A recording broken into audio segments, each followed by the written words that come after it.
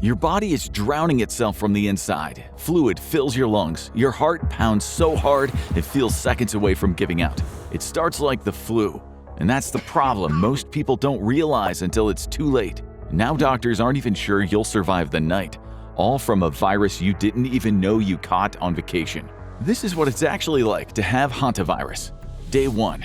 It's been a long, tough couple of months. The stress of work and daily life has been getting to you, so when you arrive at your cabin, deep in the wilderness, it feels perfect, millions of miles away from the noise and the crowds of the city. And that's when you realize it's a little more rustic than the listing let on. Nobody has been here for months.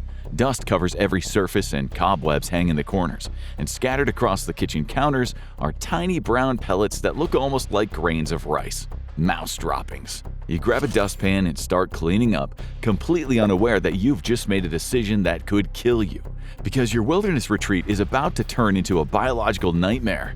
The tiny pellets scattered across your cabin came from an eastern deer mouse that carried the sin nombre virus. It's one of several deadly hantaviruses that spread through rodents, and now you're in the firing line.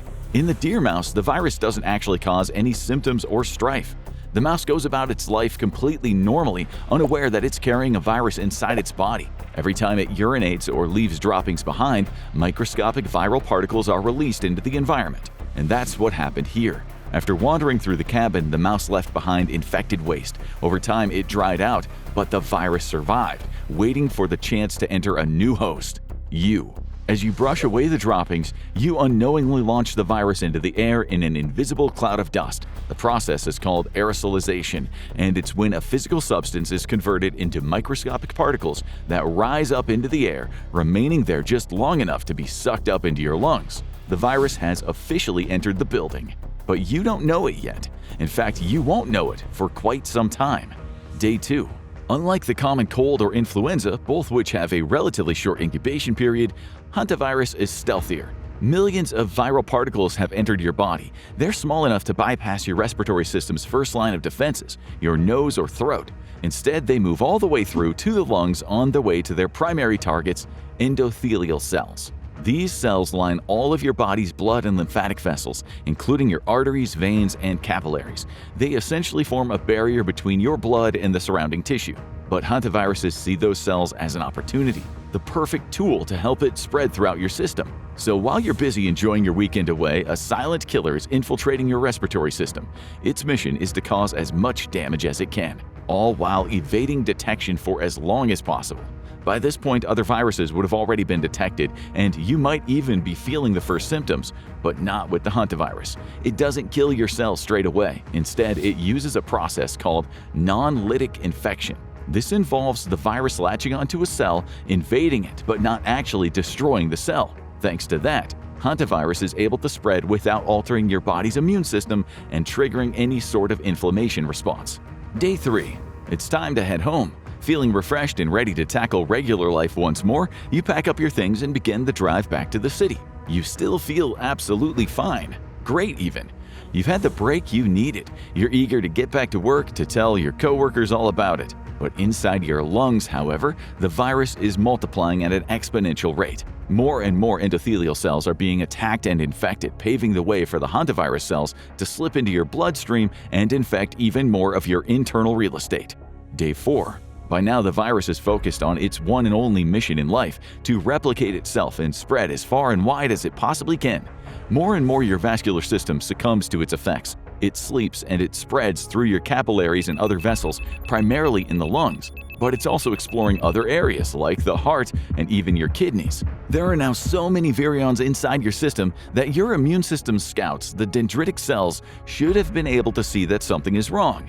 But hantavirus has evolved. It's managed to evade them. It has several ways to remain hidden. It interferes with the signals your immune system uses to detect infected cells, and it avoids triggering a strong inflammatory response. At the same time, it causes relatively little damage, allowing it to spread quietly through your body before the symptoms become severe. Days 5 to 7. If this were a typical viral infection, you would know about it by now. You'd have symptoms like coughing, a fever, and a runny nose. Hantavirus isn't a typical infection. The rest of your first week of incubation passes normally. You hit the gym, you hang out with your friends, you do all the things you'd usually do, getting back to your typical habits and routines. All the while, the virus is spreading at an incredible rate. Your body floods your system with an army of immune cells, just waiting for the order to attack. The stealth phase of the infection is nearing its end as the sheer quantity of viral RNA in your system continues to grow. Week 2. Depending on the strain and the patient, hantavirus has an incubation time of anywhere from 1 to 8 weeks. So as your second week passes, you sit in that sweet spot of ignorance, still entirely unaware that something bad is building up inside of you. No headaches, no nausea, no fatigue, no sign that anything is wrong. But while you're going about your normal life, your body's immune system is waking up to the danger. It has realized that something is wrong and it's preparing a response. That response comes in the form of a major T-cell buildup. T-cells are like the enforcers of your immune system. They actively go out and they hunt down infected cells and destroy them. Unfortunately, because of how the hantavirus works, those same T-cells that are supposed to protect you will end up harming you. That's because they're getting ready to carry out an assault on your endothelial cells.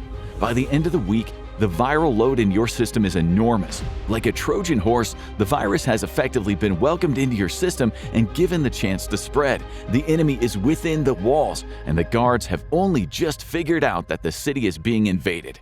Bit by bit, the cytokine levels in your blood begin to rise. Cytokines are the proteins that serve as messengers for the immune system, effectively forming the communication network that coordinates the body's defenses.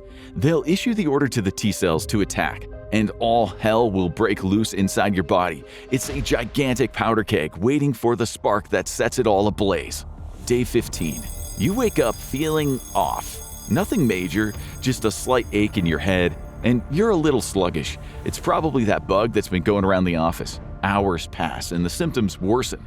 As the dull throb in your head grows, you find it harder to concentrate. By the time you get home, low-level fevers set in. You're suffering, but not exactly concerned. It's probably just a cold. Some painkillers and some rest should do the job. Day 16. After a rough night, you wake up feeling even worse. Your fever isn't low grade anymore. Your body is shivering and sweating at the same time as you start to struggle with the symptoms. But it's no longer just a fever and a headache that you have to worry about, but myalgia too. Muscle pains, a deep, intense ache pulsating throughout your body. Your shoulders, legs, hips, and even your lower back all feel the burn. Day 17. It's getting worse. Your headache is now a migraine. That vague feeling of fatigue is now full-blown weakness. You're tired, feverish, and everything seems to hurt. You decide that you don't want to suffer alone any longer and you visit your doctor. They tell you exactly what you've been thinking all along. It's most likely just a bad case of the flu. All you need is to stay hydrated, self-isolate to prevent spreading your infection to others, take some painkillers, and get plenty of rest. Day 18. You thought your symptoms were as bad as they were going to get. You were wrong. Inside your body, the virus continues to spread. Your T-cells launch frenzied attacks on your own endothelial tissue. You feel the effects of this inner battle in a grim new way, sharp shooting pains filling your abdomen. Later that day, your gastrointestinal system pushes back. Fits of nausea, vomiting, and diarrhea begin. You're forced to spend much of your day hunched over in the bathroom praying that you'll get through this. Day 19. You can't keep food down any longer. You're losing weight. The muscle aches are intensifying, and even something as simple as walking to the kitchen to pour yourself a drink drains you. But this is just the beginning. It's about to get a whole lot worse. Day 20. What you've been through for the last week was just phase 1 of the infection. For most patients, within 4 to 10 days of the initial symptoms appearing, phase 2 begins, and it makes phase 1 look like a warm-up. After 20 days of inhaling viral particles, you awake and immediately you can tell that something has changed. It's your breathing. And it's not something you really notice or think about. It's one of those things that happens automatically, a background bodily process that your brain seems to take care of. Not anymore. Now it's the only thing you can think about and focus on, and you're actively trying to control it, willing your body to draw in more air, but struggling to do so. Every breath you take feels weaker and shallower than before.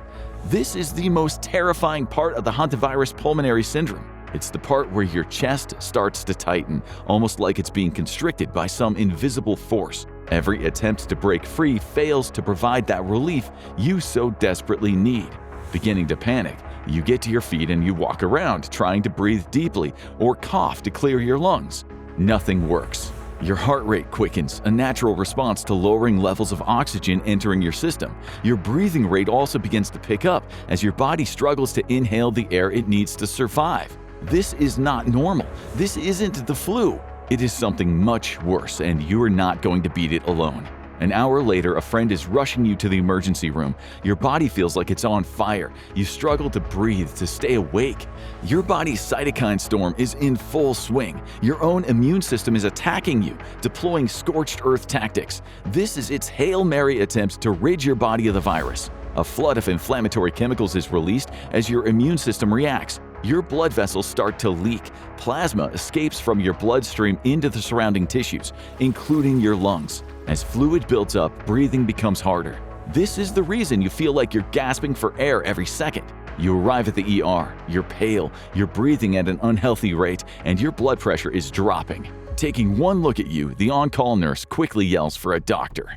Day 21. Doctors and nurses are scurrying around your bed asking questions, desperate to find out more about your illness. They ask if you've been on vacation recently. You mention the cabin, and you see a flicker of recognition in a doctor's eye. That doctor quickly orders a chest x-ray. When the scan comes back, the doctor's expression quickly changes. Instead of the clear black spaces indicating a healthy pair of lungs, the x-ray shows huge patches of white. Fluid has filled your lungs. It's the plasma that's been gradually leaking through the holes in your vessels. It is literally drowning you from the inside. Your oxygen saturation levels are dropping, and your mind feels increasingly foggy as it fails to get the fuel it needs. The doctor knows they are running out of time. This is the most critical stage of the infection. The next 48 hours could be your last. The death rate for Hantavirus pulmonary system is immensely high. 38% of patients who develop symptoms like yours end up dying from the disease. It's like playing Russian roulette with 2 bullets. You're escorted to the intensive care unit and placed under sedation. There's no cure, no vaccine, no magic pill that makes everything better. But there are still ways to treat it. A tube is inserted into your trachea. A machine begins delivering oxygen into your lungs to keep them from collapsing. Your body just can't do it anymore. Even with treatment like this, the doctors know there is a very real risk that you might not survive. They can support your body, but it still has to play its part in somehow plugging the leaks and undoing the damage the virus has caused. There are 2 ways this can play out, 2 possible endings to your story. One good, one bad. In the good ending, you manage to make it through the critical phase. At that point, history shows that patients are often able to make quite quick recoveries from their initial respiratory crash. Chest fluids slowly fade away and breathing becomes easier. In the bad ending, your body is unable to draw the necessary strength to fight back. Overwhelmed by the virus, even with supportive treatment, it buckles under the weight. The lungs completely fill with fluid, leading to respiratory failure. Meanwhile, the heart also weakens due to the leakage, resulting in hypotension and cardiovascular collapse. Vital organs like the kidneys may also fail, and the patient dies. In cases where the fluid buildup is detected and treated early, the chances of survival increase. Days 22 to 25. Doctors and nurses keep a close eye on your vitals as you sleep through the night, looking for any signs of improvement. Slowly, those signs arrive. The leakage in your vessels at last begins to ease. This is the diuretic phase of the illness, the point at which your capillaries and other vessels start to seal themselves back up once more, plugging the holes to stem the flow. But there's still the problem of all of that fluid on your lungs. To deal with that, your kidneys kick into overdrive. Your body has to get rid of that fluid somehow. The most direct route is through urination, so your system expels liters of fluid literally in the hours that follow. Gradually, those white pools on your x-ray begin to diminish, and the doctors are able to ease off some of the supportive systems that have helped you stay alive. Doctors wake you from sedation. They remove the tubes that have been feeding your system. They move you at last out of the ICU into the regular ward where you're given the time to recover. Your body has been through major trauma, your lungs have been on the front line, and your breathing will continue to be difficult for a long time. This isn't something that you recover from in a matter of days. It's an illness that leaves lingering effects, tiredness, shortness of breath, and brain fog for up to 6 months, or even more in some cases. You've been through hell. You lost a decent amount of weight, and even simple things like sitting up and talking still feel hard. But you're alive, one of the 62% of people who make it through HPS. One of the lucky ones. But not every virus story ends here. Some begin far away from nature entirely. Find out the real story in viruses that were actually lab leaks and see how some of the most controversial outbreaks Trace back to places designed to study them. Or watch this instead.